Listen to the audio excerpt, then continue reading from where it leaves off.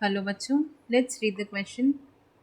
Name most commonly used bacteriophage vectors. So देखिए यहाँ पर हमें सबसे कॉमनली यूज्ड बैक्टीरियोफेज वेक्टर्स के बारे में बताना है। तो की कॉन्सेप्ट क्या हो जाएगा?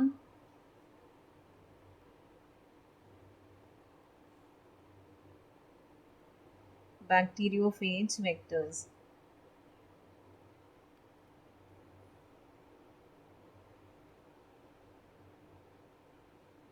सो देखिए यहाँ पे आपके पास दो वर्ड्स हैं, बैक्टीरियोफेज और वेक्टर। देखिए बैक्टीरियोफेज क्या होते हैं? ऐसे वायरसेस जो बैक्टीरिया को इन्फेक्ट करते हैं, बैक्टीरियल स्पीशीज़ को। और यहाँ पे हम रिकॉम्बिनेंट डीएनए टेक्नोलॉजी के लिए जो भी बैक्टीरियोफेज यूज़ करते हैं वो जनरली वो बैक्टीरियोफेजेस होते हैं जो एस्केरिकिया कोलाई को इन्फेक्ट करते हैं, यानी ई कोलाई को। अब यहाँ पर बैक्टीरियोफेज या बैक्टीरियल वायरस सबसे ज़्यादा कौन से यूज़ होते हैं? So there are two bacteriophages which are extensively used. First one is M13 phage and the second one is lambda phage.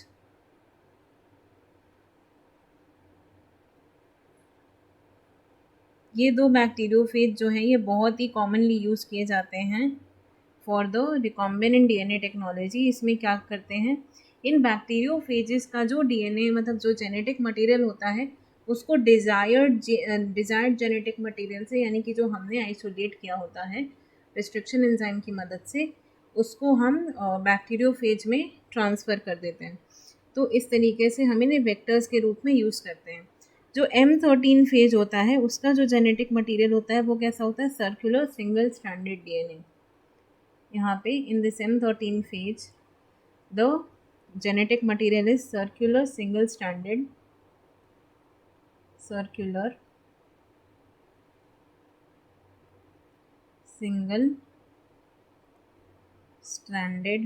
DNA.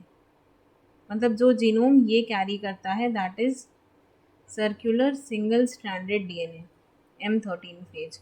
वहीं पर जो आपका लैम्डा फेज होता है इसमें डबल स्ट्रैंडेड डीएनए प्रेजेंट होता है जो कि जेनेटिक मटेरियल की तरह सर्व करता है। So here dsDNA is present, double stranded DNA.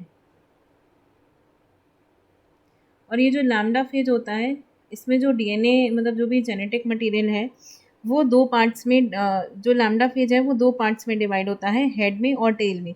और ये जेनेटिक मटेरियल है वो वायरस के हेड पार्ट में जनरली पाया जाता है।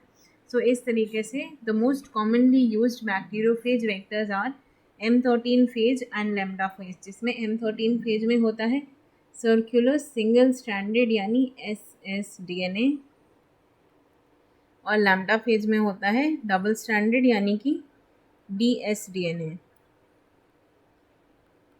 So I hope you understood it well. Best of luck.